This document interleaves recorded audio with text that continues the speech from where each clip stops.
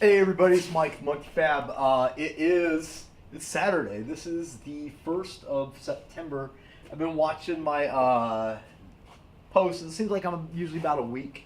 I'll get a lot of work done usually on the weekend because I just take the day off and the 2 days off. Well, usually a day and a half because I'll work usually half a Saturday, get what products I can out to those people that ordered them on late Friday or Saturday.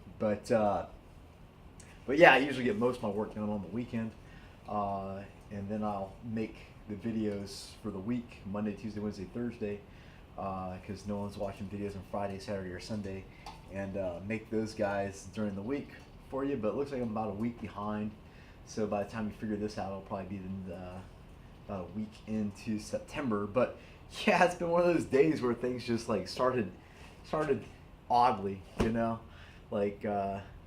Walk the dogs, had breakfast, all that's great.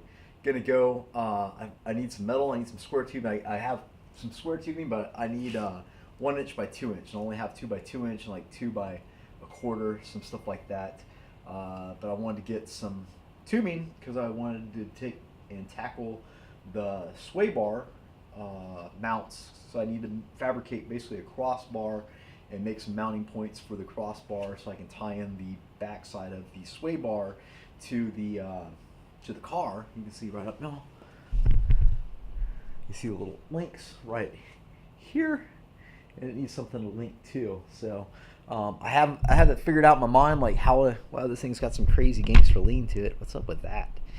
Uh, so I have that in my mind, like what I want to do, and so I get up, do my normal duties early, so I can make it to the metal place. Go to start the old Monkey Fab truck, the old 2005 Dodge, and it doesn't start.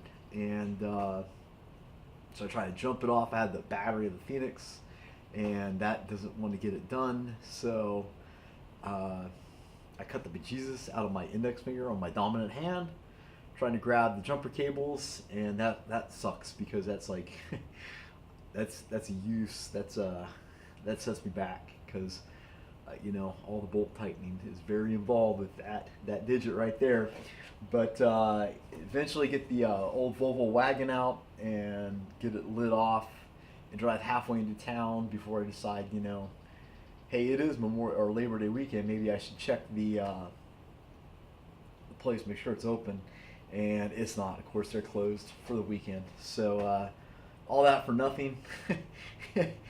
Very frustrating, but trying to stay positive. So I got some stuff in, and I'm pretty happy about all of it. We got the old nuts. I'm starting to buy most of my stuff off of Amazon now, so I can kind of see when it's supposed to show up, and it seems to be pretty reliable. And I don't have to wait for it to ship from China like I do on eBay. And I got these guys. It doesn't want to focus, of course. And yeah, real cheap, and they fit the Mustang pattern, so that's cool. And then I got my the Hobb switch. Check this guy out. The Hobb switch to activate the second fuel pump. And I got a B&M. This is a pretty good deal. It sweeps from 100 to 350. And was one of the cheapest ones on Jegs, so that's a bonus too. And we've already got the bung for that drilled on the transmission, so all we have to do is run the wires into the interior, and that's about it. And just hang it. I think I'm gonna try to build this into the center console. I've talked about that center console, but that was before I got distracted on the whole drive line, and it is what it is. So this is kind of fancy. Since I threw away the end links for the sway bar, and I was gonna have to buy new bushing mounts for the end links and the clamp that goes over top of the end link, and they were like $25 each. And then the links, the upper links, were squashed, and I think it just is reasonable to replace those, and they were like $50 each. So LMR. Late model restoration. They're in Texas. They're here. I think they're just. I want to say they're just outside of Dallas, maybe, somewhere around there. Waco. I think they're around Waco. I could be wrong though. But yeah, so I went on their site and they had a full kit for just like 160 bucks. I thought that was that's marvelous. So, but I got two of these guys, and they came with hardware. They got Zerk, so they're greasable, which is nice because this polyurethane shit always ends up screeching and squawking. I hate that. I'd rather have a shittier ride and it be quiet than something that's squeaking and squawking every time you touch anything. So I get Loctite and grease and hardware. That's cool. Look at this, I got the whole. So this is what I really need. This is the guy that goes onto the sway bar, and it even comes with a little pad to kind of clamp it down too. Which is great. And then look at this fancy billet stuff that I got that goes to the to replace the squash links. So that'll be kind of neat. I don't know. Oh yeah, look at that. It's already split, so you can just slap it around there. It's got a bolt-on cap and some Loctite that goes onto there, and that's pretty cool. That will has a proper size bolt, so all we gotta do is make the mount for this guy. This will go around the actual sway bar, and are they about the same size? They are. Looks to be maybe a little bit shorter, which works out great for me because I need it to be a little bit shorter. So that's a win. And lastly, I found these guys on. Hopefully they fit. It'd be great if they fit. Of course they don't fit. Why would you expect them to fit, dummy?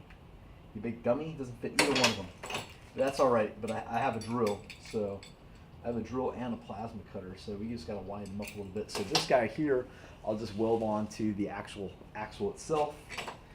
We'll drill some holes, bolt this guy right to it, and yeah, that'll be the sway bar. But I do need the metal for the upper piece, like I've already told you. Hopefully I'm recording. I am. That's good. And yeah, so I was wanting to do the sway bar. But I need to start with that upper link and tie it all in so I can figure out where everything lands on the bottom. So, so I'm going to skip that. I need to slam in the transmission. I need to like put it in for good, like go ahead and tighten everything, torque everything down, run the lines for the transmission fluid temperature sensor and the breather, which I don't have a breather, plug the dipstick in. It's already mounted on the firewall. Looks like it's going to work out well there. So I need to do the transmission stuff. I need to finish plumbing the second fuel pump back here and running the wires to engage that. I need to check the Hobbs switch to make sure I know what PSI it actually turns in on. What I think I'm going to do is run an LED up to the dash as an indicator, maybe just like a green small LED. So like when the second pump comes on at the pump, it takes that hot wire and flashes me a green light at the front, so I know like, hey, everything's good. Yeah, so those are the things I need to get done. Transmission, fuel pump finished up, and breather. Yeah, so there's a lot of stuff to do, and I think we'll just start doing some shit and see how it works out, see where we end up at. Okay, so we got the prep work for the transmission squared away, and I probably can't see it. I can't see what you're seeing. It's super dark, okay? But the wire is here for the sensor. Just gotta give it a little pull. And I also put in a new, see it up here, new speedometer cable, because I already had suffered the indignity of putting a new speedometer cable in the car, which is horrible. It really sucks. I mean, upside down in the fucking dash with your hands squashed, and it was painful. But my lift got the better of this one, and that was just my dumb jackass, not paying attention when you're dropping the lift, and I squashed that, so I got to spend another $20 and reinstall another one and waste an hour. So anyway, it's in there, it's good to go. I think transmission we can smash up next. I just gotta give it a quick wipe down and throw some transmission fluid in the converter, and it should be good to go up into its home.